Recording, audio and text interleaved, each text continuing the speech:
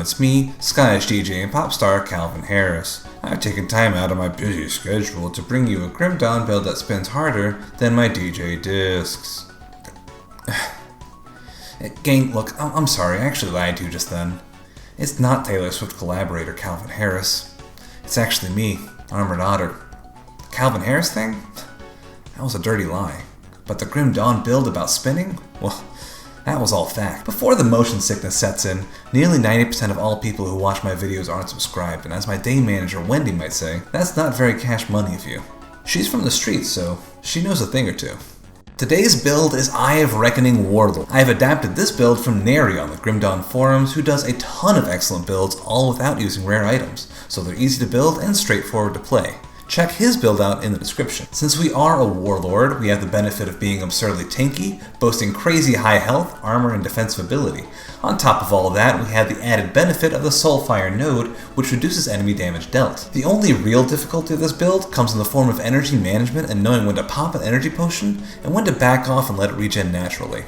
The core of this build is the Warborn set, which gives us a ton of damage to Eye of Reckoning, as well as a very solid proc buff that gives us a heal, as well as bonus damage and attack speed. However, the real star of this build is without a doubt the one hidden sword, Baranath Reforged. This puppy will convert 100% of elemental damage to physical damage for the low cost of 7 energy a second. This will allow that massive chunk of fire and lightning damage from our Eye of Reckoning to scale with our massive physical bonuses and resistance reduction. We back this up with a mythical Chauces of Barbaros for the physical damage scaling and the Battlecry proc, and throw in a mythical Korvax brand to enable dual wielding, and we are good to go. For devotions, there are 3 that you absolutely need. Assassin's Blade will shred physical resistance, making it an obvious and powerful devotion. Ulzad, Herald of Korvac, gives you a great temporary buff that boosts your flat and scaling physical damage by a pretty big amount.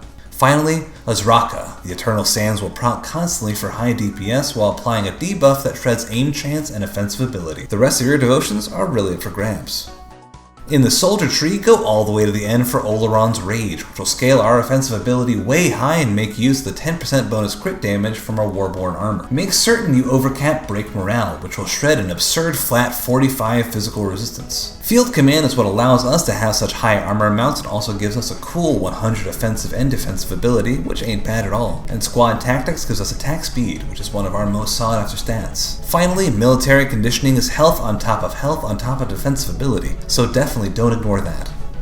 In the Oathkeeper tree, we go all the way to the end for Celestial Presence, an important source of physical resistance reduction. It doesn't need to be said, but of course overcap both Eye of Reckoning and Soulfire. This ensures that we not only scale its damage as high as possible, but also get the most out of Soulfire's damage reduction, a key part of our survival. Ascension is our uh-oh button, a boatload of flat damage absorption when we're in a tough spot or facing a hard boss. Finally, the entire Presence of Virtue line is very powerful, but mostly the base node for increased offensive ability and a decent internal trauma proc, and Rebuke for the flat physical damage boost.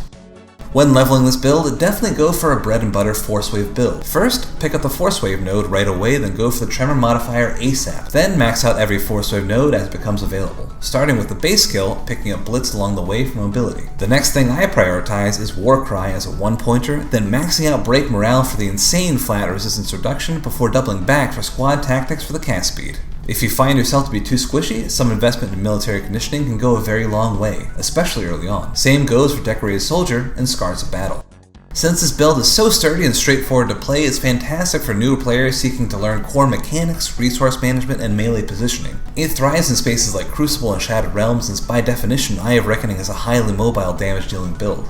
Pair that with Blitz, Vire's Might, and your chosen movement rune, and you've got one of the fastest builds in the game. My current benchmarks are a 630 Gladiator 150-170, an 8-minute Buffless Gladiator 150-170, and SR 81. Alright gang, that's it for this build video. As always, if you like what you saw, then consider subscribing for more content like it. Or, if you're feeling particularly adventurous, check me out at twitch.tv/armoredotter for weekly streams and steamy good times. As always, I'd like to leave you with a little bit of advice.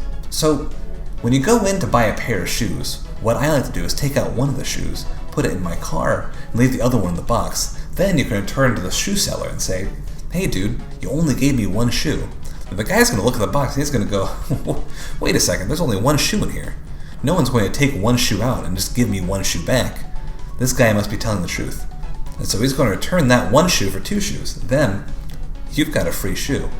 What you do with that shoe, however, That's between you and God.